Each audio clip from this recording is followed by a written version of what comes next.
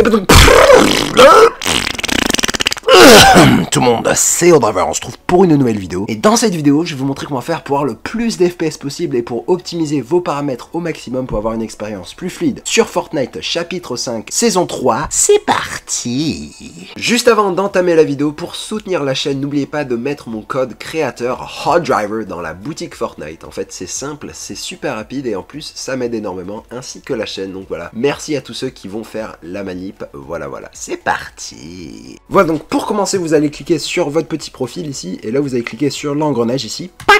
Dans l'onglet graphisme, on va choisir mode d'affichage plein écran pour avoir le moins de latence possible. Pour la résolution, on va mettre la résolution native de votre écran. Donc moi personnellement, mon écran c'est un 1920 x 1080, du coup hop, je mets ça. Pour synchronisation verticale, on va mettre non, sauf si bien sûr vous avez des frises ou des saccades et que vous voulez alléger la pression sur votre processeur ou votre carte graphique. Pareil pour le taux de rafraîchissement max, moi personnellement je mets illimité, mais si vous voulez réduire la pression qu'il y a sur votre processeur et votre carte graphique, je vous conseille de le diminuer. Voilà, moi personnellement je garde sur limité. Ensuite voilà, mode de rendu, donc moi personnellement je vais rester sur DirectX 12, mais vous si vous voulez avoir vraiment le plus d'FPS possible au détriment de la qualité visuelle, donc par exemple si vous choisissez le mode performance, votre qualité visuelle, genre le jeu va être tellement moche, mais par contre vous allez avoir beaucoup d'FPS et le jeu va être beaucoup plus fluide. Voilà, donc voilà, si vous voulez avoir le plus d'FPS possible, choisissez mode performance et voilà. Mais si vous voulez rester sur DirectX 12 et essayer d'optimiser vos paramètres au maximum pour avoir quand même le plus d'FPS possible sous DirectX 12, quels sont les meilleurs paramètres pour ceci? Hop, graphisme, bon ça on s'en fout. Voilà, qualité de graphisme, donc pré-réglage de qualité on va ignorer. Anti-aliasing et super résolution, je conseille,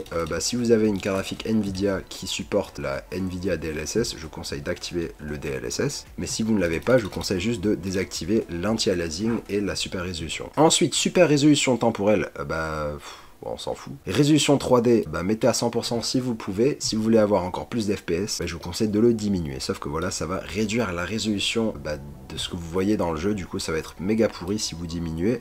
Mais voilà, vous pouvez jauger, essayez de jauger pour voir si vous aimez ou pas, et si vous aimez pas, remettez 100% et voilà. Géométrie virtualisée nanite, non. Ombre 100. Illumination globale, je vous conseille de mettre non. Reflet, non. Distance d'affichage, je vous conseille de mettre moyen. Texture faible, effet faible, post-traitement faible, ray tracing matériel, non. Affichage des IPS, oui. Débugage de la carte graphique, non. Marqueur de latence, non. Latence faible Nvidia Reflex, donc si vous avez une carte graphique Nvidia, je vous conseille de l'activer. Vous, si vous voulez, vous pouvez mettre oui plus boost. Moi, personnellement, je mets oui. Voilà. Et ensuite, statistique de je sais pas trop quoi, désactiver ça, appliquer, ça vous demandait de redémarrer, moi je décline pour l'instant, mais vous je vous conseille de le redémarrer. Ensuite dans l'onglet son, vous allez cliquer sur l'onglet son, et vous allez aller dans son, qualité du son, je vous conseille de mettre faible pour, voilà justement, optimiser. Regardez, il y a écrit définir les qualités sonores. Un son de qualité haute est plus appréciable mais peut limiter les performances. Du coup, hop, on va mettre faible. Hop, faites appliquer. Puis ensuite, dans l'engrenage ici, jouabilité, vous allez choisir votre région de matchmaking. Donc, si ça se trouve, vous allez l'avoir, hop, sur auto. Moi, je vous conseille quand même de choisir exactement le serveur que vous voulez. Donc, moi, regardez, Europe, j'ai 10 millisecondes, enfin, j'ai 10 de ping. Du coup, c'est parfait, je choisis ça. Et si vous scrollez un peu plus, vous allez avoir, hop,